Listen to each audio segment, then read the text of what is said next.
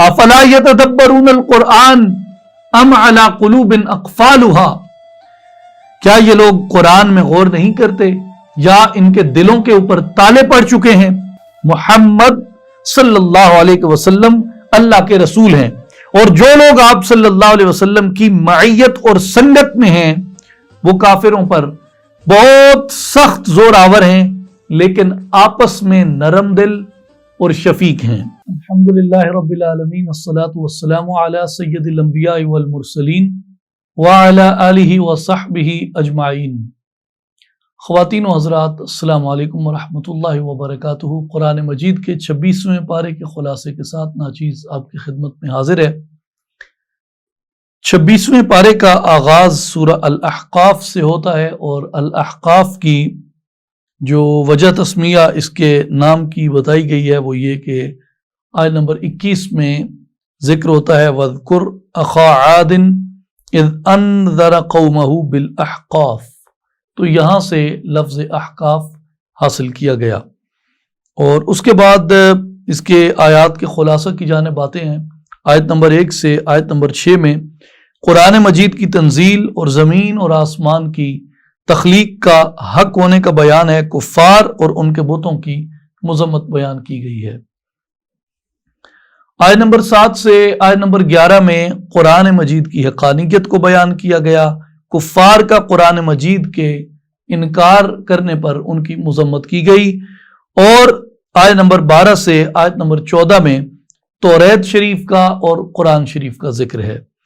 اور ثابت قدم رہنے والوں کی شان بیان کی گئی ہے۔ آیت نمبر 15 سے آیت نمبر 20 میں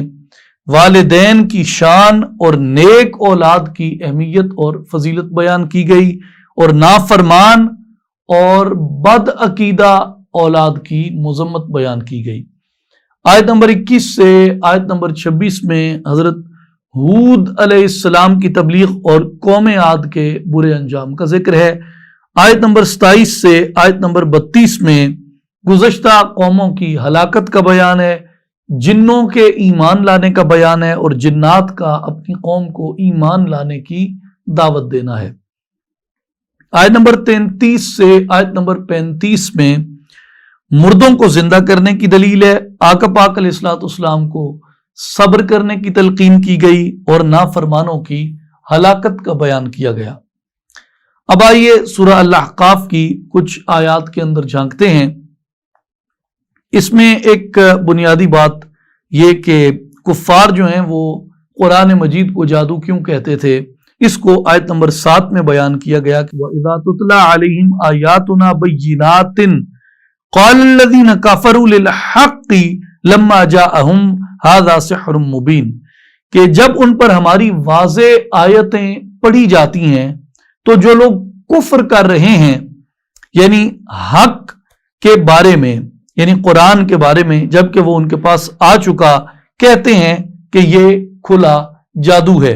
اور جب کفار، اس کے آگے وضاحت میں مفسرین کرام فرماتے ہیں کہ جب کفار کے سامنے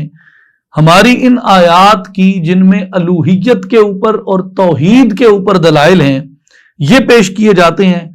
اور نبی پاک علیہ الصلوۃ والسلام کی نبوت کا، ختم نبوت کا، اور حضور کی عظمت رسالت کا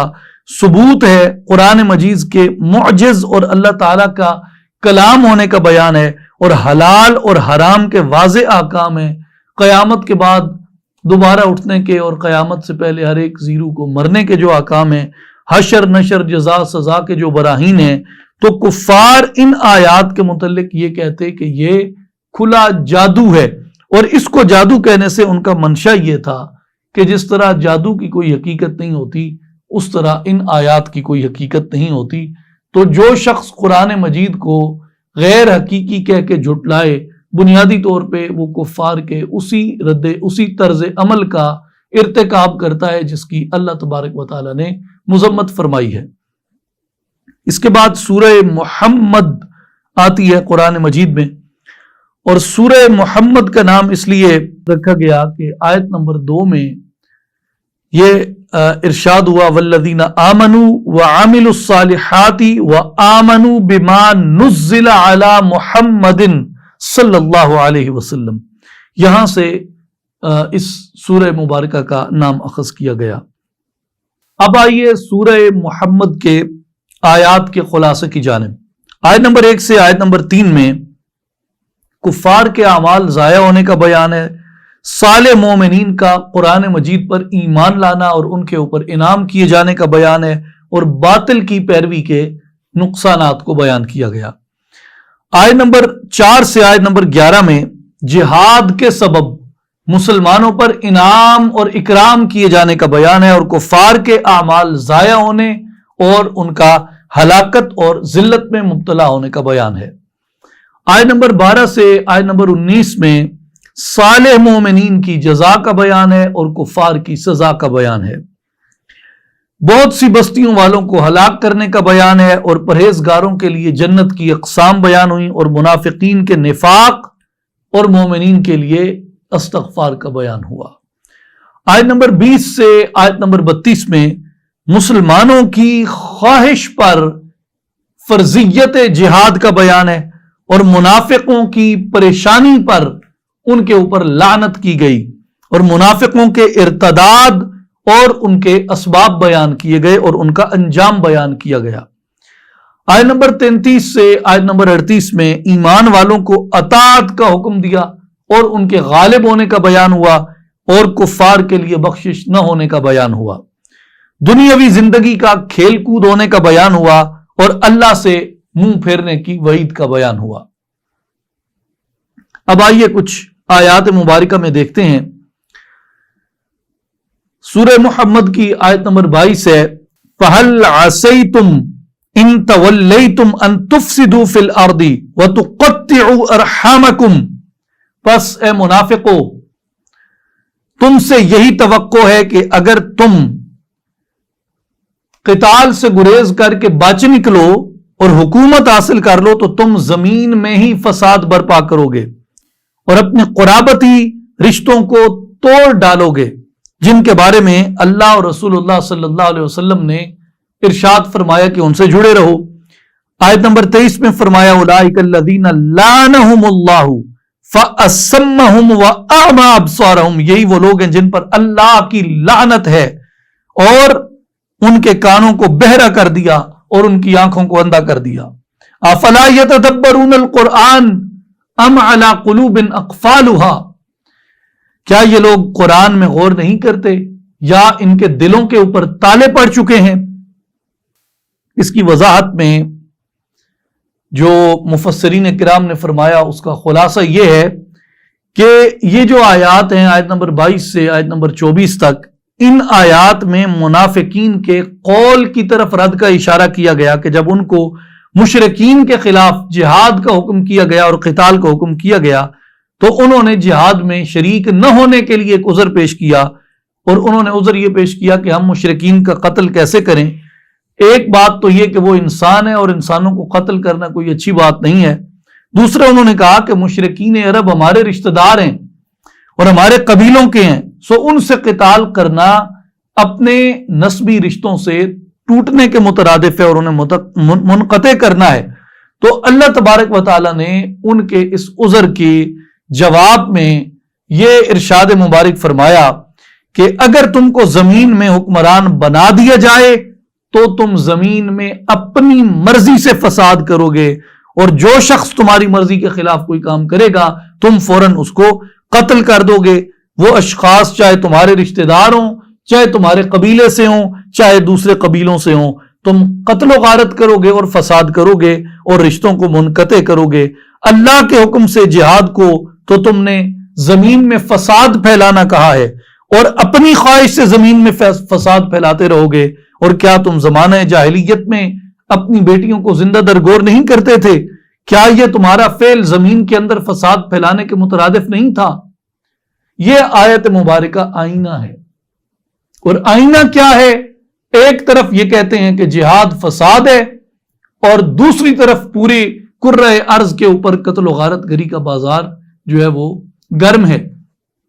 تو یہ منافقوں کے بارے میں یہ آیات نازل ہوئی، اور اس لیے علامہ اقبال رحمۃ اللہ علیہ فرماتے ہیں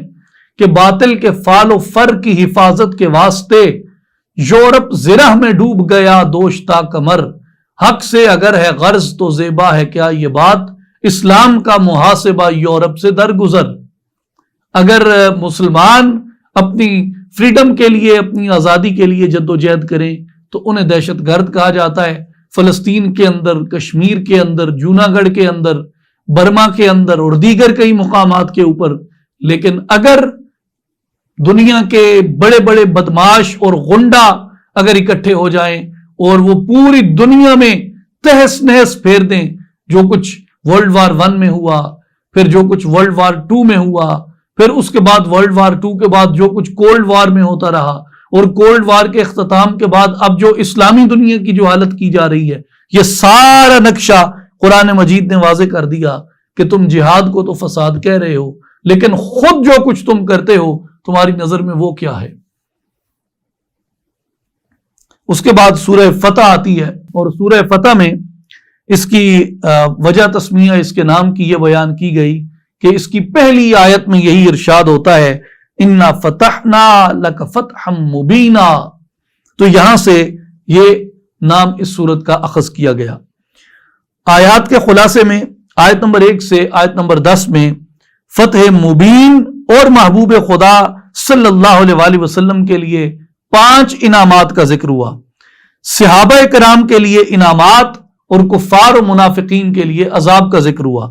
اللہ تعالیٰ اور اس کے حبیب مکرم صلی اللہ علیہ وآلہ وسلم کی عظمت اور ان کی شان کا ذکر ہوا۔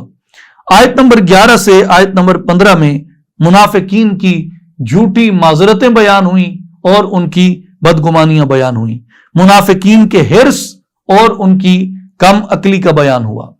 آیت نمبر 16 سے آیت نمبر 26 میں دعوت جہاد کی اطاعت پر ثواب اور دعوت جہاد سے روگردانی پر عذاب دیے جانے کا بیان ہوا، معذوروں کی رخصت کا بیان ہوا، اور اللہ تعالیٰ اور رسول اللہ صلی اللہ علیہ وآلہ وسلم کی اطاعت پر انعام کی نوید اور نافرمانی پر عذاب کی وعید سنائی، اور بیعت رضوان اور دیگر مختلف انعامات کا بیان ہوا۔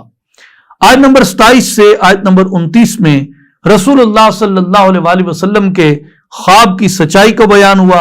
اور دین اسلام کے غلبہ کا بیان ہوا، اور آپ صلی اللہ علیہ وآلہ وسلم کی رسالت اور صحابہ کرام رضوان اللہ علیہم اجمعین کی عظمت اور ان کی شان کا بیان ہوا۔ اب آئیے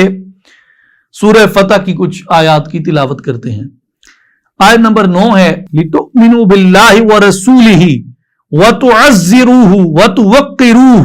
وَتُسَبِّحُوهُ بُكْرَةً وَأَصِيلًا، تاکہ اے لوگو تم اللہ پر اور اس کے رسول صلی اللہ علیہ وآلہ وسلم پر ایمان لاؤ اور ان کی مدد کرو اور ان کی بے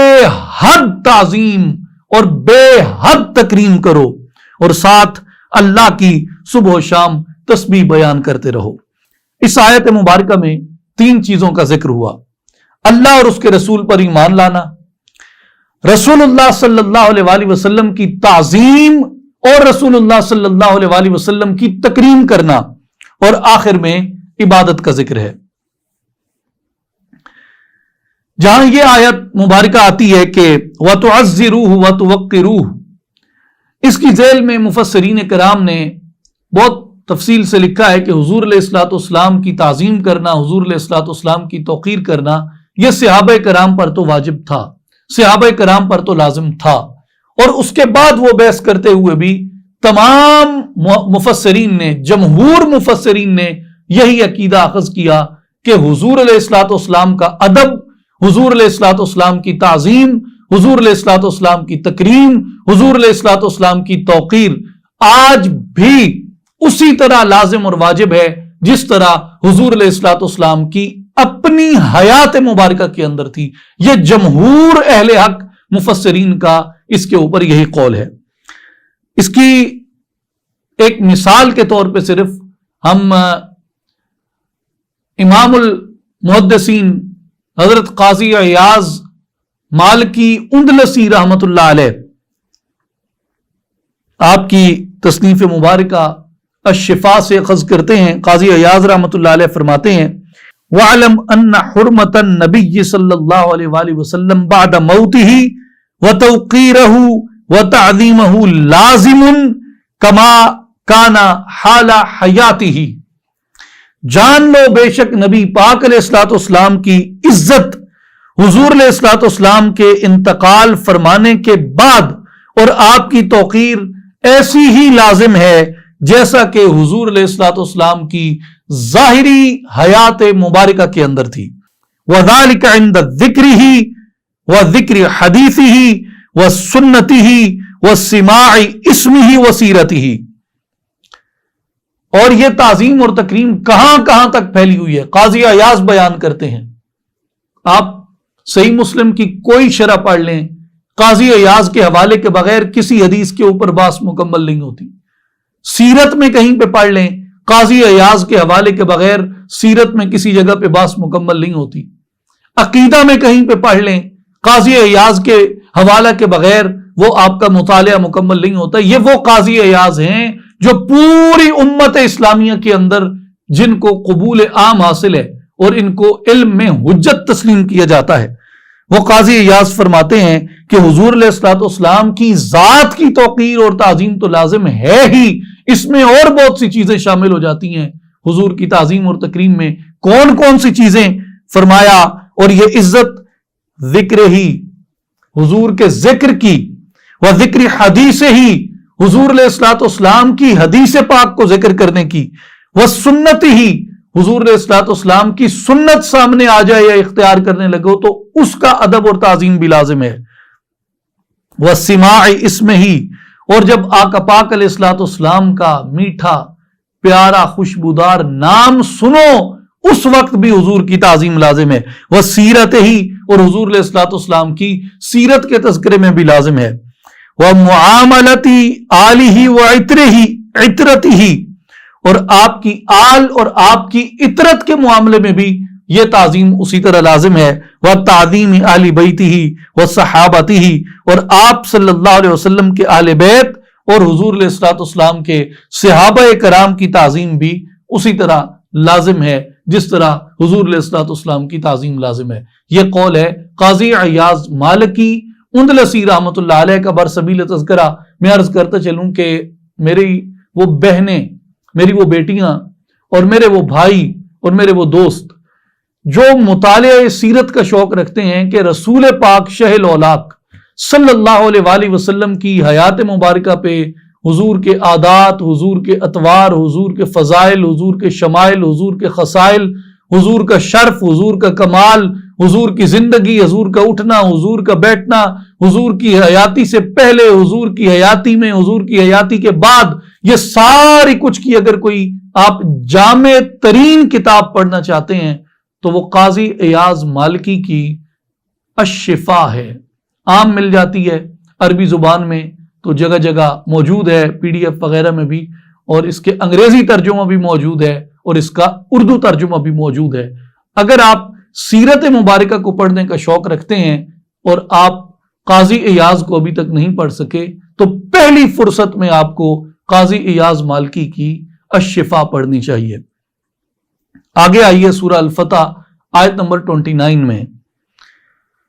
محمد الرسول اللہ والذین معه وشداء علی الکفار رحماء بینہم تراہم رکعا سجدا یبتغون فضلا من اللہ ورضوانا سیماہم فی وجوہہم من اثر السجود ذالک مثلہم فی التوراۃ ومثلہم فی الانجیل کزرع اخرج شطأہ فآزرہ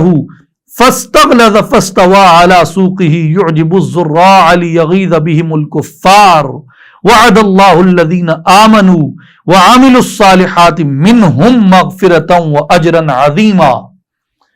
اس طویل آیت مبارکہ میں ارشاد ہوتا ہے محمد صلی اللہ علیہ وآلہ وسلم اللہ کے رسول ہیں۔ یہ کلمہ آپ نے یاد رکھنا ہے، اس پہ آگے خوبصورت بات آئے گی۔ محمد صلی اللہ علیہ وسلم اللہ کے رسول ہیں، اور جو لوگ آپ صلی اللہ علیہ وسلم کی معیت اور سنگت میں ہیں وہ کافروں پر بہت سخت زور آور ہیں لیکن آپس میں نرم دل اور شفیق ہیں۔ آپ انہیں کثرت سے رکوع کرتے ہوئے اور سجود کرتے ہوئے دیکھتے ہیں، وہ صرف اور صرف اللہ کے فضل کے طلبگار اور اس کی رضا کے متلاشی ہیں، اور ان کی نشانی ان کے چہروں پر سجدوں کا اثر ہے جو بصورت نور نمایاں ہے۔ یہ جو محراب ہے نا، اس محراب پہ یہ بات یاد رکھنی چاہیے کہ سیماہم فی وجوہہم، اس سے بعض علماء نے مراد محراب لیا ہے جو نمازی محراب بناتے ہیں، اور وہ محراب جو ہے وہ تغاری کو گرم کر کے اس پہ ماتھا ٹیکنے سے نہیں بنتا، وہ فرش کو گرم کر کے اس پہ ٹیکنے سے نہیں بنتا، گو کہ اکثر لوگ اس روایت کو اختیار کرتے ہیں، لیکن فی الحقیقت اس کا معنی یہ ہے سیماہم فی وجوہہم من اثر السجود، ان کے چہروں کے اندر کثرت نماز کی وجہ سے، کثرت سجود کی وجہ سے اللہ تبارک و تعالی انوار کو ظاہر کر دیتا ہے، ان کے چہرے نور سے چمک رہے ہوتے ہیں۔ ان کے یہ اوصاف کن کے؟ ان مومنین کے، عموماً اور خصوصاً صحابہ کرام رضوان اللہ علیہم اجمعین کے، کیونکہ یہ سارے اشارے لوٹتے ہیں کس کی طرف؟ والذین معہ، جو لوگ حضور کے ساتھ ہیں، ان کے یہ اوصاف تورات میں بھی ذکر کیے گئے اور انجیل میں بھی ذکر کیے گئے۔ وہ صحابہ ہمارے محبوب مکرم صلی اللہ علیہ وآلہ وسلم کی کھیتی کی طرح ہیں، جس نے سب سے پہلے اپنی باریک سی کومپل نکالی، پھر اسے طاقتور اور مضبوط کیا، پھر وہ موٹی اور دبیز ہو گئی، پھر اپنے تنے پر سیدھی کھڑی ہو گئی، اور جب سرسبز اور شاداب ہو کر لہلہائی تو کاشتکاروں کو کیا ہی اچھی لگنے لگی۔ اللہ نے اپنے حبیب صلی اللہ علیہ وسلم کے صحابہ کو اسی طرح ایمان کے تناور درخت بنایا ہے۔ یہ مفسرین اور مترجم کا یہ جملہ اضافی ہے اس میں، لیکن خوبصورت ہے کہ اللہ تعالیٰ نے اپنے حبیب صلی اللہ علیہ وسلم کے صحابہ کو اسی طرح ایمان کے تناور درخت بنایا ہے، تاکہ ان کے ذریعے وہ محمد الرسول اللہ صلی اللہ علیہ وآلہ وسلم سے جلنے والے کافروں کے دل جلائے۔ اللہ تعالیٰ نے ان لوگوں سے جو ایمان لائے اور نیک اعمال کرتے رہے مغفرت اور اجر عظیم کا وعدہ فرمایا ہے۔ اب آئیے اس کی وضاحت کی جانب۔ اس آیت مبارکہ میں فرمایا ہے کہ محمد الرسول اللہ صلی اللہ علیہ وسلم، آیت کا جو یہ حصہ مبارکہ ہے یہ حضور علیہ الصلوۃ والسلام کی تسلی کے لیے نازل ہوا۔ اس سے پچھلی آیت کو اگر آپ دیکھیں تو اس کے اندر حضور علیہ الصلوۃ والسلام کو اللہ تعالیٰ نے یہ ارشاد فرمایا کہ وَكَفَى بِاللَّهِ شَهِيدًا، اے حبیب صلی اللہ علیہ وسلم آپ کی گواہی کے لیے اللہ کافی ہے۔ تو جب صلح حدیبیہ ہوئی، کفار اور مشرکین نے صلح نامہ حدیبیہ کے اوپر محمد الرسول اللہ نہ لکھنے دیا اور کہا کہ ہم تو محمد کو رسول اللہ نہیں مانتے، تو اللہ تبارک و تعالی نے یہ کہا کہ حبیب، یہ کفار، یہ مشرکین، یہ تمہیں محمد الرسول اللہ مانے یا نہ مانے، ہم اس پاک کتاب میں بیان کیے دیتے ہیں محمد الرسول اللہ والذین معه اشداء علی الکفار رحماء بینہم۔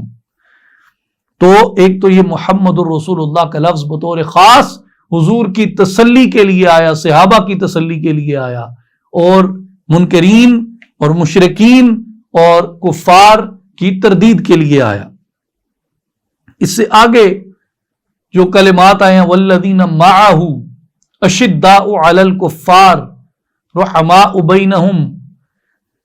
تو یہ اس آیت کے جو حصے ہیں ان کے بارے میں مفسرین کرام نے بیان فرمایا ہے کہ یہ چاروں خلفاء کے بارے میں آئے ہیں، اور اس میں چاروں خلفاء راشدین کی صفات بیان کی گئی ہیں، اور اسی ترتیب سے بیان کی گئی ہیں جس ترتیب کے ساتھ یہ خلفاء راشدین اسلام کے اندر مسند خلافت کے اوپر اللہ تبارک و تعالیٰ کی رضا اور اس کے حکم کے ساتھ بیٹھے۔ پہلی صفت بیان ہوئی والذین معہ، اس سے مراد حضرت ابو بکر صدیق رضی اللہ تعالیٰ عنہ ہیں، کیونکہ ایمان لانے کے بعد اسلام کی تبلیغ کرنے میں حضرت ابو بکر صدیق رضی اللہ تعالیٰ عنہ سب سے زیادہ حضور کے ساتھ رہے، اور غار میں بھی آپ کے ساتھ تھے، وہاں بھی ان کا حضور کے ساتھ ہونے کا ذکر ہوا۔ اس کے بعد اشداء علی الکفار، جو کفار کے اوپر شدت اختیار فرماتے ہیں، تو یہ جملہ سنتے ہی ہیبت، جلال سینے کے اندر پیوست ہوتا ہے، اور جب ہیبت اور جلال کسی مومن کی صفت پڑھ کے سینے میں پیوست ہو تو بلا شک اور بلا شبہ کے کہا جا سکتا ہے کہ وہ نام عمر ہے۔ سیدنا فاروق اعظم رضی اللہ تعالیٰ عنہ کا اسم مبارک ہے۔ اور آیت کا جو یہ حصہ ہے یہ اشداء علی الکفار، یہ حضرت عمر فاروق رضی اللہ تعالیٰ عنہ کے بارے میں آیا۔ پھر آیا رحماء بینہم، بڑے نرم دل، آپس میں محبتوں کو فروغ دینے والے۔ جب مسجد نبوی میں مسلمانوں کے لیے جگہ کم پڑ گئی تو مسجد نبوی کی توسیع کس نے کی؟ اور مسلمانوں کے لیے میٹھے پانی کا کنواں نہیں تھا تو وہ کنواں کس نے خریدا؟ اور تبوک کے لشکر کے لیے 300 اونٹ بمائے ساز و سامان کے مہیا کیے، کون تھا؟ رحماء بینہم کا عملی پیکر ذی النورین عثمان ابن عفان رضی اللہ تعالی عنہ خلیفہ ثالث تھے۔ اور چوتھی صفت بیان ہوئی تراہم رکعا سجدا، اس سے مراد سلطان ولایت، تاجدار اولیاء، خلیفہ چہارم علی المرتضی شیر خدا رضی اللہ تعالی عنہ ہیں، اس لیے کہ رکعا سجدا یہ اولیاء کی علامات ہیں۔ اور حضرت علی رضی اللہ تعالی عنہ صحابہ کرام میں بہت زیادہ زہد اختیار کرنے والے تھے، اور آپ کی راتیں اکثر رکوع میں اور سجدہ میں گزرتی۔ اس لیے مفسرین نے کہا کہ یہ جو 4 مقامات ہیں سورہ الفتح کی آیت نمبر 29 کے والذین معہ اشداء علی الکفار رحماء بینہم تراہم رکعا سجدا، یہ 4 مقام جو ہیں یہ چاروں خلفائے راشدین کی بالترتیب توصیف، وصف اور تعریف بیان کرتے ہیں۔ حضرت جابر ابن عبداللہ رضی اللہ تعالی عنہ آپ روایت فرماتے ہیں کہ نبی پاک علیہ الصلوۃ والسلام نے فرمایا ان اللہ عز وجل اختار اصحابی علی جمیع العالمین سوى النبیین والمرسلین، فرمایا بے شک اللہ تعالیٰ نے میرے اصحاب کو تمام عالمین پر چن لیا ہے سوائے انبیاء اور مرسلین کے، یعنی انبیاء اور مرسلین کے بعد اگر کسی کا رتبہ، کسی کا درجہ، کسی کی عظمت ہے تو وہ میرے نبی کے اصحاب کی ہے۔ واختار علی من اصحابی اربعۃ، پھر میرے پاک نبی نے فرمایا کہ میرے اصحاب میں سے میرے لیے 4 صحابہ کو بطور خاص چن لیا، ابو بکر و عمر و عثمان و علی، وہ 4 ابو بکر ہیں، عمر ہیں، عثمان ہیں اور علی ہیں رضی اللہ عنہم۔ فہؤلاء خیر اصحابی واصحابی کلہم خیر، حضور نے فرمایا پس وہ سارے میرے بہترین اصحاب ہیں، اور پھر فرمایا واصحابی کلہم خیر، میرا جو بھی صحابی ہے وہ خیر ہیں۔ واختار امتی علی سائر الامم، اللہ تبارک و تعالی نے میری امت کو تمام امتوں کے اوپر چن لیا ہے۔ امام ترمذی رحمۃ اللہ علیہ نے، امام احمد ابن حنبل رضی اللہ تعالیٰ عنہ نے، اور کئی دیگر محدثین نے یہ حدیث مبارک نقل فرمائی ہے حضرت عبداللہ ابن مغفل رضی اللہ تعالیٰ عنہ سے کہ رسول اللہ صلی اللہ علیہ وآلہ وسلم نے فرمایا میرے صحابہ کے بارے میں اللہ سے ڈرو، میرے بعد انہیں اپنے کلام کا نشانہ نہ بناؤ، پس جس نے ان سے محبت کی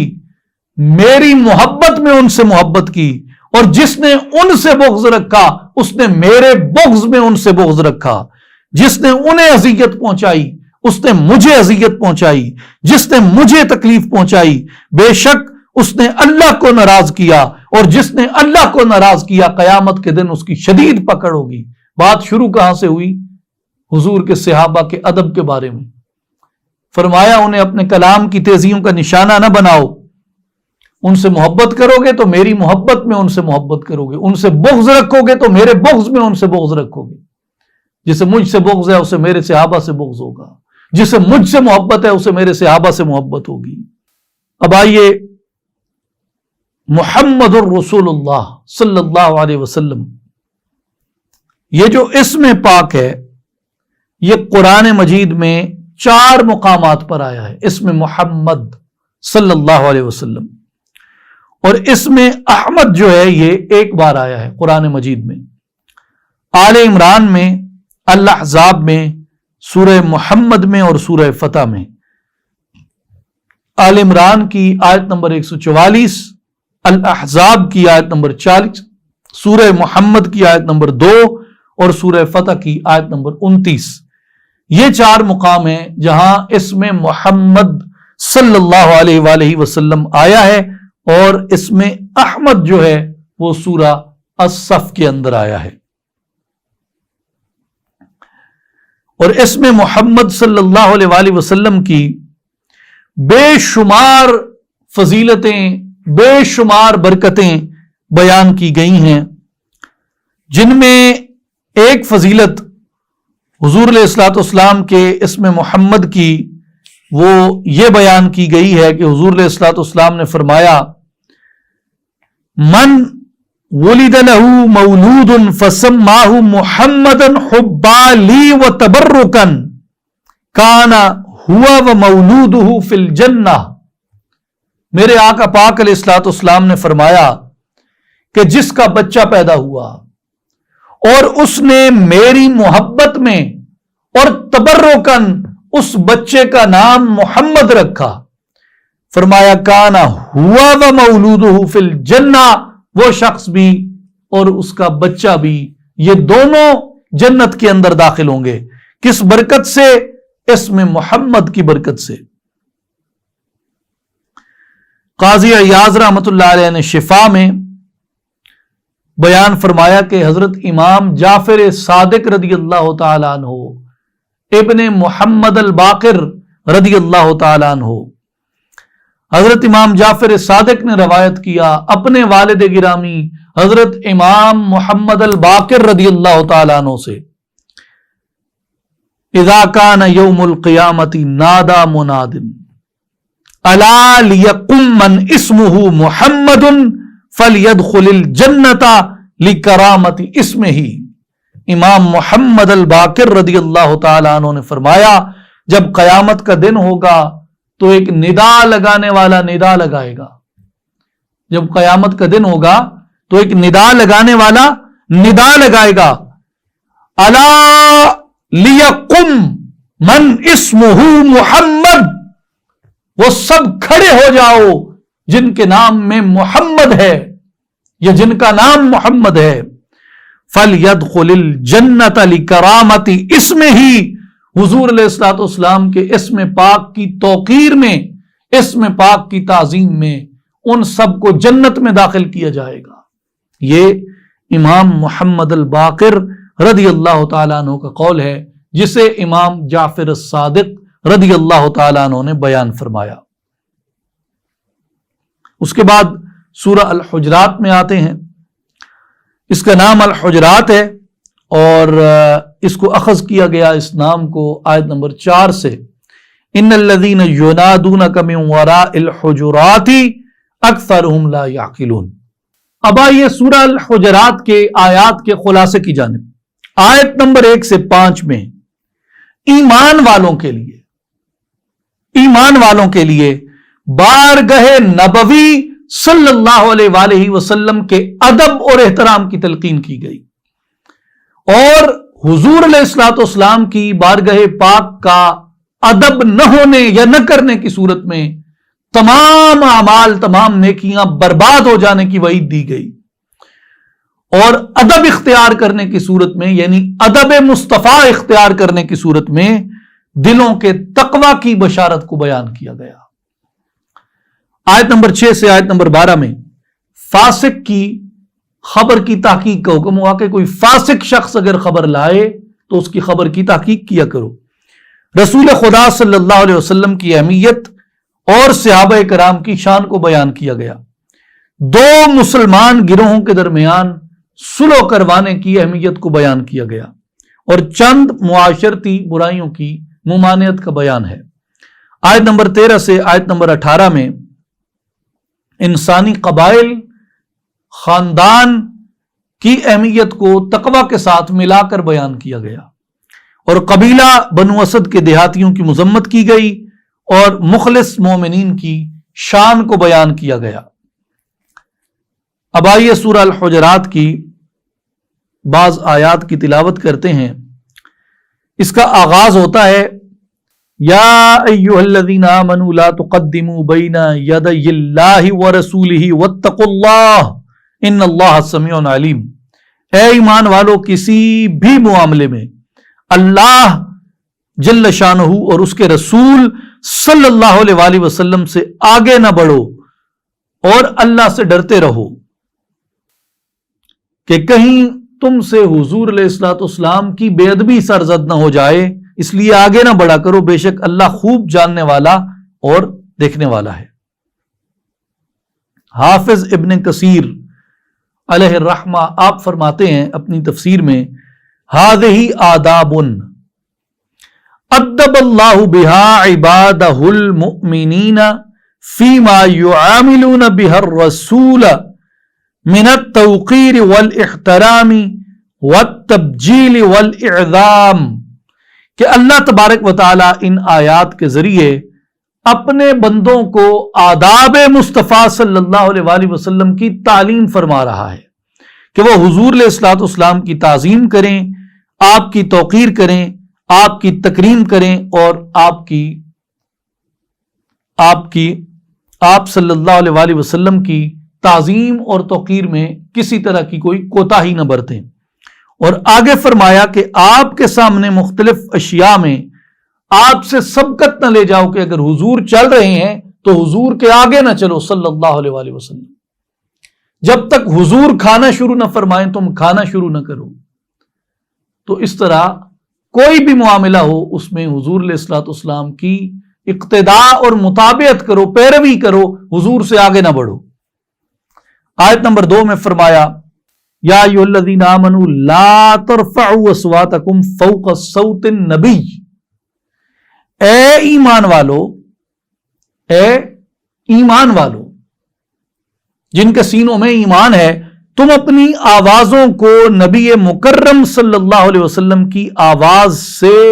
بلند مت کیا کرو۔ وَلَا تَجْهَرُوا لَهُ بِالْقَوْلِ كَجَهْرِ بَعْضِكُمْ لِبَعْضٍ، اور حضور کے ساتھ بات کرتے ہوئے اس طرح بلند آواز سے بھی بات نہ کیا کرو جس طرح تم ایک دوسرے سے کرتے ہو۔ اگر تم نے ایسا کیا، یعنی کسی معاملے میں حضور سے آگے بڑھے، حضور کی آواز سے تمہاری آواز اونچی ہو گئی، حضور کے سامنے اس طرح بات کی جس طرح عام لوگوں کے سامنے بات کرتے ہو، تو فرمایا کیا ہوگا؟ ان تحبط اعمالکم، سارے اعمال، ساری نیکیاں، 40 حج کیے ہوں یا ساری زندگی تہجد قضا نہ کی ہو یا جو مرضی لٹا دیا ہو، اگر بارگاہ مصطفیٰ کا ادب نہ کیا، ان تحبط اعمالکم، سب اعمال برباد ہو جائیں گے۔ وانتم لا تشعرون، تمہیں اس کا شعور بھی نہیں ہوگا کہ اعمال کیسے برباد ہو گئے۔ اور اس کے بعد آگے ارشاد ہوتا ہے ان الذین یغضون اصواتهم عند رسول اللہ۔ اب یہ آیات جب آئیں تو صحابہ کرام ڈر گئے اور آوازوں کو پست کر لیا، بڑے دلچسپ خوبصورت واقعات ہیں، تفصیل میں جانے کا وقت نہیں ہے۔ صحابہ کرام ڈر گئے کہ مبادا ہماری آواز اونچی ہو جائے اور جو کچھ ہم کر چکے ہیں سارے اعمال برباد نہ ہو جائیں۔ تو اللہ تعالیٰ نے وہ لوگ جو ڈر گئے اور اپنی آوازوں کو آہستہ کر لیا، حضرت عمر رضی اللہ تعالیٰ عنہ جیسا شخص جس کی بڑی گرجدار آواز، بولیں تو ایسے لگے کہ بجلی کڑکی ہے آسمان سے، حضرت عمر رضی اللہ تعالیٰ عنہ اتنی آہستہ بات کرتے تھے کہ آقا پاک علیہ الصلوۃ والسلام 2 سے 3 بار استفسار کرتے، عمر کیا کہا؟ حضرت عمر اتنے آہستہ بولنے لگ گئے تو اللہ تبارک و تعالیٰ کو ادب رسول کے انتہا پہ جانے کی صحابہ کرام کی یہ ادا بڑی پسند آئی، اور اللہ تعالیٰ نے یہ بشارت دی ان الذین یغضون اصواتهم عند رسول اللہ اولئک الذین امتحن اللہ قلوبہم للتقوی، جو لوگ رسول اللہ کی بارگاہ میں اپنی آوازوں کو پست رکھتے ہیں یہی وہ لوگ ہیں جن کے دلوں کو اللہ نے تقوی کے لیے چن کر خالص کر دیا ہے، لہم مغفرۃ واجر عظیم، انہی کے لیے بخشش بھی ہے اور انہی کے لیے اجر عظیم بھی ہے۔ کون لوگ؟ جو ادب مصطفیٰ میں کمر بستہ ہو گئے، تعظیم مصطفیٰ میں کمر بستہ ہو گئے۔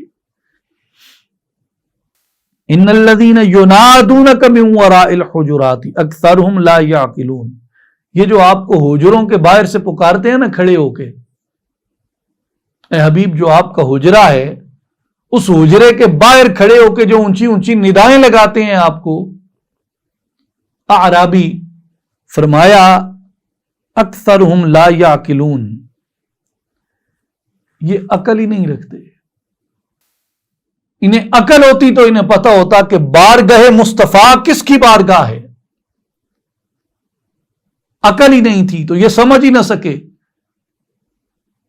سمجھ جاتے تو ادب کرتے، تعظیم کرتے۔ وَلَوْ أَنَّهُمْ صَبَرُوا حَتَّى تَخْرُجَ إِلَيْهِمْ لَكَانَ خَيْرًا لَهُمْ وَاللَّهُ غَفُورٌ رَحِيمٌ، اگر وہ لوگ صبر کرتے یہاں تک کہ آپ خود ہی ان کی طرف باہر تشریف لے آتے تو یہ ان کے لیے بہتر ہوتا۔ تو یہ پہلی جو 5 آیات ہیں سورہ الحجرات کی، یہ حضور علیہ الصلوۃ والسلام کے ادب اور حضور علیہ الصلوۃ والسلام کی تعظیم کی تعلیم میں نازل ہوئی۔ پھر اس کے بعد سورہ الحجرات میں ایک بہت جامع معاشرتی اسلوب عطا کیا قرآن مجید نے، اور اس میں اگر آپ دیکھیں تو آپ کو عصر حاضر میں جو ہمارے ہاں معاشرتی انتشار ہے، خاص طور پہ سوشل میڈیا کے اور باقی جو نیوز میڈیا ہے اس کے اندر جو خرابیاں ہیں وہ ساری کھل کے آپ کے سامنے آ جاتی ہیں، اور قرآن سے ہدایت نصیب ہوتی ہے۔ لا یسخر قوم من قوم عسى ان یکونوا خیرا منہم، کوئی قوم کسی قوم کا مذاق نہ اڑائے، ممکن ہے وہ لوگ ان تمسخر کرنے والوں سے بہتر ہوں جو مذاق اڑا رہے ہیں، ہو سکتا ہے کہ جن کا مذاق اڑایا جا رہا ہے وہ لوگ مذاق اڑانے والوں سے بہتر ہوں۔ وَلَا نِسَاءٌ مِّن نِّسَاءٍ عَسَىٰ أَن يَكُنَّ خَيْرًا مِّنْهُمْ، اور نہ ہی عورتیں دوسری عورتوں کا مذاق اڑائیں، ممکن ہے وہی عورتیں ان مذاق اڑانے والی عورتوں سے بہتر ہوں جن کا مذاق اڑایا جا رہا ہے۔ وَلَا تَلْمِزُوا أَنفُسَكُمْ، آپس میں طعنہ زنی اختیار نہ کیا کرو، الزام تراشی اختیار نہ کیا کرو۔ وَلَا تَنَابَزُوا بِالْأَلْقَابِ، اور ایک دوسرے کے برے نام بھی نہ رکھا کرو۔ بِئْسَ الْإِسْمُ الْفُسُوقُ بَعْدَ الْإِيمَانِ، کسی کے ایمان لانے کے بعد اسے فاسق اور بد کردار کہنا بہت ہی برا نام ہے۔ کسی کے نام الٹا اٹھانے سے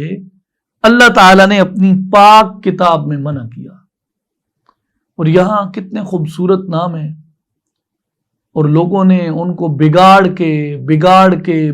کے کیا بنا دیا ہے۔ وادی سون سکیسر میں ایک جگہ ایک شخص تھا، تو وہ ایک فاتحہ پہ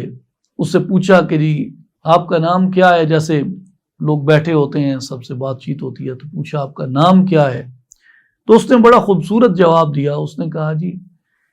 میںڈے ماؤ پیو تے میںڈا نام رکھا ہے غلام محمد، او گسنا گسنا گسنا گھاما بن گیا۔ اب کتنا خوبصورت نام تھا، غلام محمد۔ یہ صرف نام نہیں ہے، یہ دعا ہے۔ غلام محمد کسی کو کہنا نام نہیں، نام تو ہے، شناخت تو ہے، یہ نام سے بڑھ کر یہ دعا ہے۔ کسی کو عبد الرحمن کہنا، یہ نام تو ہے، یہ دعا ہے۔ عبداللہ یہ نام ہے، یہ دعا بھی ہے. فرض کیا کسی کا نام ہے علم الدین، تو علم الدین جو ہے یہ نام بھی ہے، دعا بھی ہے. تو مومنین جو ہیں وہ اپنے ناموں کے اوصاف میں غور کرتے ہیں کہ ہو سکتا ہے کسی کو سیدھا نام پکارنے سے قبولیت کا وقت ہو. جس کو عبد الرحمن کہہ رہے ہو سکتا ہے وہ گناہوں میں لتڑا ہوا کوئی شخص ہو، اور تم اسے کسی قبولیت کے ایسے وقت میں اچھے نام سے پکارو کہ وہ واقعتاً رحمان کے بندوں میں شامل ہو جائے. تو نام سیدھا پکارو ہمیشہ.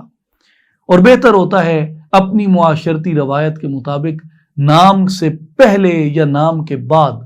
کچھ ایسا ضرور کہہ دو جس سے اگلے شخص کے وقار میں، عزت میں اضافہ ہو جائے. عزتیں بانٹو گے تو عزتیں پھیلیں گی، عزتیں بانٹو گے تو عزتیں پھیلیں گی. جیسے علم بانٹتے ہو تو علم پھیلتا ہے، عزت بھی ایسے ہی ہے، بانٹو گے اتنی پھیلے گی. اب فرض کیا آپ کو کوئی صاحب ملتے ہیں زید، تو اس کو اوے زید کہنے کی بجائے اگر زید صاحب کہہ لیا جائے تو بہت اچھا ہے. بکر ملتا ہے تو اس کو ہاں بھائی بکر، تو اگر اس کو بکر صاحب کہہ لیا جائے تو وہ اپنے لیے زیادہ وقار کا مقام سمجھتا ہے. تو ہیومن سائیکالوجی بھی ایک چیز ہے، اور جو رسپیکٹ ہے، ڈگنیٹی ہے، جس کو اقبال خود ہی کہتے ہیں. اقبال کہتے ہیں کہ یہ خود ہی جانوروں میں بھی پائی جاتی ہے. آپ کسی جانور کو ہرٹ کریں، اگر برے طریقے سے انسلٹ کریں، وہ آپ کے خلاف ہو جائے گا. اور اقبال کے نزدیک یہ خود ہی جو ہے اپنی ابتدائی سطح میں پودوں کے اندر بھی پائی جاتی ہے. بعض ایسے پھول ہیں وہ سختی سے ان کو چھو لو مرجھا جاتے ہیں. تو یہ جو لیول آف ایگو ہے، یہ اس انسانی جو کانشیس ہے اس کے اندر یہ چیز داخل ہے. تو آپ جس کو جتنی رسپیکٹ دیں گے، جتنی محبت دیں گے، وہ ریسپروکیشن میں، یعنی اس کے تبادلے میں، اس کے جواب میں، اس کے رد عمل میں اتنی ہی محبت آئے گی، اتنی ہی عزت آئے گی. سو عزتیں پھیلاؤ تاکہ عزتیں بڑھیں، عزتیں بانٹو تاکہ عزتیں بڑھیں، فروغ پائیں. وَمَن لَّمْ يَتُبْ فَأُولَٰئِكَ هُمُ الظَّالِمُونَ، اور جس نے توبہ نہیں کی سو وہی لوگ ظالم ہیں. اس کے بعد سورہ الحجرات آیت نمبر 12 میں ارشاد ہوتا ہے اجتنبوا کثیرا من الظن ان بعد الظن اثم، کہ یہ شک و شبے جو تم کرتے رہتے ہو نا، گمانوں سے بچا کرو، بے شک بعض گمان گناہ ہوتے ہیں جن پر آخرت میں سزا دی جائے گی. ولا تجسسوا، اور کسی کے عیبوں کی جستجو نہ کیا کرو. یہ جو سوشل میڈیا کے اوپر جو ہنگامہ آرائی دیکھتے ہیں وہ تو قرآن کے اصول کے خلاف ہے. قرآن تو کہتا ہے ولا تجسسوا ولا یغتب بعضکم بعضا، اور پیٹھ پیچھے ایک دوسرے کی برائی نہ کیا کرو، غیبت نہ کیا کرو. اور غیبت کرنے کی قرآن مجید نے ایسی مثال دی ہے کہ پڑھ کے جسم کانپ اٹھتا ہے. ایحب احدکم ان یأکل لحم اخیہ میتا فکرہتموہ، کیا تم میں سے کوئی شخص پسند کرے گا کہ وہ اپنے مردہ بھائی کا گوشت کھائے سو تم اس سے نفرت کرتے ہو. کیوں؟ تم اپنے بھائی کی اس کی پیٹھ پیچھے اس کا گلہ کرتے ہو. جب تم کسی کا گلہ کرتے ہو، اس کی غیبت کرتے ہو، تو یہ ایسے ہی ہے جیسے تم اپنے مردہ بھائی کا گوشت کھا رہے ہو. واتقوا اللہ ان اللہ تواب الرحیم، ان معاملات میں اللہ سے ڈرو، بے شک اللہ توبہ کو بہت قبول فرمانے والا ہے. اس کے بعد سورہ قاف آتی ہے. اس سورہ کا جو نام ہے قاف، یہ اس سورت کا پہلا لفظ ہے، اور جس طرح دیگر سورتوں کو حروف سے شروع کیا گیا، اس سورت کو بھی حروف الہجا سے شروع کیا گیا، یعنی قاف اس کا نام ہے. آیات کے خلاصے میں آئیے، آیت نمبر 1 سے آیت نمبر 11 میں قرآن مجید کی قسم اٹھائی گئی،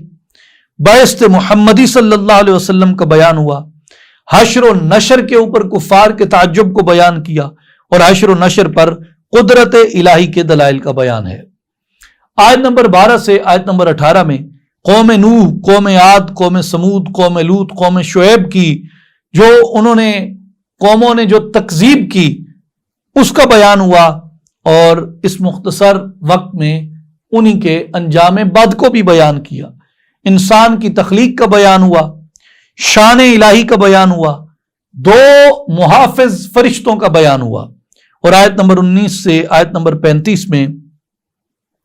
موت کی سختی کا بیان ہوا، قیامت کے وقوع اور کفار کی سزا کا بیان ہوا، پرہیزگاروں کے لیے جنت کے انعام کا بیان کیا گیا اور جنت کے انعامات کو ڈسکرائب کیا گیا۔ آیت نمبر 36 سے آیت نمبر 45 میں کفار مکہ کے لیے انتباہ آیا، صاحب دل کو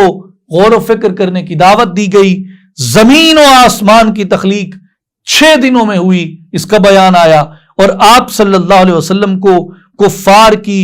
دل آزار کرنے والی باتوں پر صبر کرنے کی تلقین ہوئی اور تسبیح بیان کرتے رہنے کی تلقین ارشاد فرمائی۔ اب آئیے سورہ القاف کی کچھ آیات کی تلاوت کی جانب۔ آیت نمبر 16، وَلَقَدْ خَلَقْنَا الْإِنسَانَ وَنَعْلَمُ مَا تُوَسْوِسُ بِهِ نَفْسُهُ وَنَحْنُ أَقْرَبُ إِلَيْهِ مِنْ حَبْلِ الْوَرِيدِ، اور بے شک ہم نے انسان کو پیدا کیا اور ہم ان وسوسوں کو جانتے ہیں جو اس کا نفس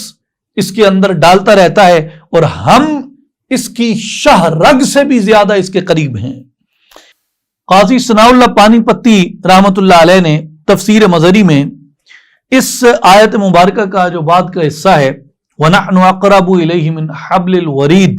اس کے بارے میں فرمایا ہے کہ یہ جو قرب ہے یہ قرب ذاتی ہے، قرب زمانی اور قرب مکانی نہیں ہے۔ یہ قرب جو ہے یہ قرب ذاتی ہے اور نہ ہی مطلقاً کسی کیفیت کے ساتھ متکیف اور متصف ہے۔ اس قرب کو اگر معلوم کرنا ہو تو اس کا ایک ہی طریقہ ہے، اور وہ طریقہ ہے نور فراست۔ یعنی اس قرب کی کیفیت کو آپ اپنے بعض تجربات سے، جیسا کہ دعا ہے یا جیسا کہ اس کے حضور گڑ گڑانا ہے یا اس سے مدد مانگنا ہے، ان کیفیتوں میں آپ اس کے قرب کو محسوس کرتے ہیں۔ لیکن اگر آپ واقعتاً اس آیت کی میننگ سے اس کو دیکھنا چاہتے ہیں کہ کیسے اور کتنا وہ قریب ہے، تو اس کا طریقہ وہ فرماتے ہیں کہ یہ نور فراست سے معلوم کیا جا سکتا ہے۔ ظاہری حواس خمسہ جو ہیں وہ اس استدلال کو حاصل کرنے سے قاصر ہیں۔ پھر آتے ہیں سورہ الذاریات کی جانب۔ اس کا جو نام ہے وہ الذاریات، وہ اس سورت کی پہلی آیت میں اس لفظ سے نکل لیا گیا ہے، وَالذَّارِيَاتِ ذَرْوًا۔ اور اس کے بعد اب آئیے اس کی آیات کے خلاصے کی جانب۔ سورہ الذاریات کی آیت نمبر 1 سے آیت نمبر 14 تک ہواؤں، بادلوں، کشتیوں اور فرشتوں کی قسم کھائی، وعدے کے سچے ہونے کا بیان آیا، آسمان کی قسم کھائی، من گھڑت باتیں بنانے والوں کے لیے وعید آئی، اور منکرین کے برے انجام کا ذکر کیا گیا۔ آیت نمبر 15 سے آیت نمبر 23 میں پرہیزگاروں کے لیے جنت کا انعام ہوا، پرہیزگاروں کے اوصاف اور انعامات کو بیان کیا گیا، اور یقین والوں کے لیے زمین اور ان کی انفس میں بے شمار نشانیوں کا بیان کیا گیا۔ آیت نمبر 24 سے آیت نمبر 30 میں حضرت ابراہیم علیہ السلام کے پاس فرشتوں کا انسانی شکل میں مہمان بن کر آنے کا بیان ہے۔ حضرت ابراہیم علیہ السلام کو بیٹے کی ولادت سے پہلے اس کی بشارت دیے جانے کا بیان ہے،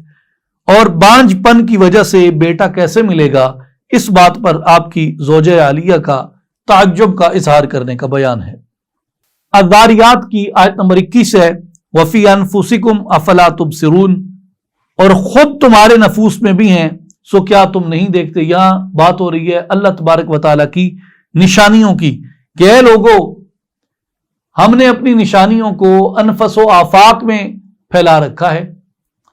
اور جہاں ہماری نشانیاں اس کوزم کے اندر ہیں، اس وسیع آسمان کے اندر ہیں، اس وسیع کائنات کے اندر ہیں، اور باہر اطراف و اکناف میں پھیلی ہوئی ہیں، وہیں ہماری نشانیاں تمہارے اپنے اندر بھی موجود ہیں، تم غور کیوں نہیں کرتے، تم دیکھتے کیوں نہیں؟ اور اس کے بارے میں یہ بھی کہا گیا کہ انسان جو تھا وہ پہلے نطفہ تھا، پھر علقہ تھا یعنی جمع ہوا خون، پھر مدغہ تھا یعنی گوشت کا لوتھڑا، پھر اس میں ہڈیاں بنی، پھر ہڈیوں پہ گوشت چڑھایا گیا، پھر اس میں روح پھونکی گئی، اور پھر اس کو دنیا میں بھیجا گیا۔ تو کہا یہ بھی اس کی نشانیوں میں سے ایک نشانی ہے۔ اور جب تک روح موجود رہتی ہے بال بھی لمبے ہوتے رہتے ہیں، ناخن بھی لمبے ہوتے رہتے ہیں، جسامت کے اندر بھی تبدیلیاں ہوتی رہتی ہیں۔ بچے کے چھوٹے چھوٹے نازک بالوں سے لے کے چھوٹے چھوٹے اس کے نازک ہاتھوں سے لے کے اس کا ایک بڑا پہلوان بننے تک یہ سارا جو ارتقائی عمل اس کے وجود پہ بیتتا ہے، تو روزانہ کی بنیاد پہ وجود کے اندر تغیرات پیدا ہوتے ہیں۔ یعنی جو صبح آپ کے بالوں کا سائز تھا شام کو اس سے مختلف ہوتا ہے۔ آپ کی اسی طرح جو قوت ہے اس کے اوپر فرق پڑتا رہتا ہے، پھر غذا کا اس کے اندر بہت اثر ہوتا ہے۔ تو جتنی یہ وجود انسانی کے اندر جتنی یہ تبدیلیاں رونما ہوتی ہیں، قرآن مجید نے ان کے بارے میں کہا کہ تمہارے اپنے اندر بھی یہ نشانیاں موجود ہیں، افسوس کہ تم ان نشانیوں کے اندر غور اور ان کے اندر فکر نہیں کرتے۔ اور اسی طرح وہ فرماتے ہیں کہ جیسے نشانیاں انسانی وجود کے اندر ہیں، انسانی ظاہری وجود کے اندر ہیں، انسان کے وجود کا جو روحانی پہلو ہے، جو باطنی پہلو ہے، اس کے اندر بھی اسی طرح جو نشانیاں ہیں وہ موجود ہیں۔ فَيَنْظُرُ الْعَارِفُ بَعْدَ هَذِهِ الْأُمُورِ بِالْأَبْصَارِ وَيَقُولُ تَبَارَكَ اللَّهُ أَحْسَنُ الْخَالِقِينَ، پس عارف ان چیزوں میں سے بعض امور کو اپنی آنکھ سے دیکھتا ہے اور کہتا ہے تبارک اللہ احسن الخالقین، پھر اللہ تبارک و تعالی سب سے بہتر پیدا فرمانے والا ہے۔ وَبَعْدَهَا بِالْبَصَائِرِ وَيَنْظَرُ بِالْبَصَائِرِ مَا يَتَجَلَّى عَلَى السَّرَائِرِ مِنَ التَّجَلِّيَاتِ الذَّاتِيَّةِ وَالصِّفَاتِيَّةِ وَالظَّلَالِيَّةِ، بعض کا مشاہدہ بصیرت سے کرتا ہے، بصیرت سے ان چیزوں کو دیکھتا ہے جو دل پر منعکس ہوتی ہیں، جیسے تجلیات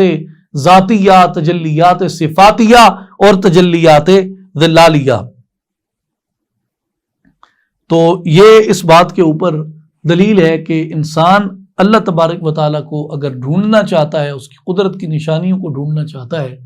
تو باہر کی کائنات میں بھی غور کرے اور اپنے اندر کی، اپنے من کی کائنات میں بھی غور کرے، جسے علامہ اقبال رحمۃ اللہ علیہ نے کہا کہ اپنے من میں ڈوب کر پا جا سراغ زندگی، تو اگر میرا نہیں بنتا نہ بن اپنا تو بن۔ حضرت سلطان العارفین سلطان باہو رحمۃ اللہ علیہ فرماتے ہیں، اے تن رب سچے دا حجرا وچ پا فقیرہ جاتی ہوں وفی انفسکم افلا تبصرون، اے تن رب سچے دا حجرا وچ پا فقیرہ جاتی ہوں، نہ کر منت خواج خدر دی تیرے اندر آب حیاتی ہوں، شوق دا ڈیوا بال ہنیرے مطلب بھی وسط کھڑاتی ہوں، جو مرن تھی اگے مر گئے باہو تینا حق دی رمز پچھاتی ہوں۔ اب آئیے سمری کی طرف۔ اس میں آیات کی تعداد پارہ نمبر 26 میں 195 تھی، جس میں 6 سورتیں آئیں: الاحقاف، محمد، الفتح، الحجرات، قاف اور الذاریات۔ الاحقاف کی 1 سے 35 تک آیات آئیں، سورہ محمد کی 38 آیات آئیں 1 سے 38 تک، الفتح کی 1 سے 29 تک آیات آئیں، الحجرات کی 1 سے 18 تک آئیں، سورہ قاف کی 1 سے 45 تک آئیں، اور الذاریات کی 1 سے 30 تک آئیں۔ اس کے بعد آسمانی کتب میں قرآن مجید کا، توریت کا، انجیل کا ذکر ہوا۔ انبیاء کرام میں 5 انبیاء کا ذکر ہوا: حضرت موسیٰ علیہ السلام، حضرت ہود علیہ السلام، حضرت نوح علیہ السلام، حضرت ابراہیم علیہ السلام، اور سید الانبیاء محمد مصطفیٰ احمد مجتبیٰ صلی اللہ علیہ وآلہ وسلم۔ اقوام میں بنی اسرائیل، قوم عاد، قوم نوح، قوم سمود، قوم لوط، قوم شعیب، ان کا ذکر ہوا، اور عذاب میں سخت ہوا کا عذاب قوم عاد پر آیا، اس کا ذکر ہوا۔ واقعات میں حضرت ہود علیہ السلام اور ان کی قوم کا واقعہ بیان ہوا۔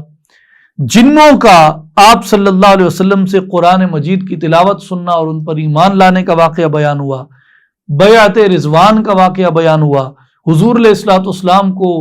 خانہ کعبہ میں داخل ہونے کا جو خواب آیا اس خواب مبارک کا ذکر ہوا، اور حضرت ابراہیم علیہ السلام کے پاس فرشتوں کا انسانی شکل میں مہمان بن کر آنا بھی بیان ہوا۔ اللہ تبارک و تعالی ہمیں عمل کی توفیق عطا فرمائے، ہمارے ظاہر اور باطن کو نور قرآن سے منور فرمائے۔ وآخر دعوانا ان الحمد للہ رب العالمین۔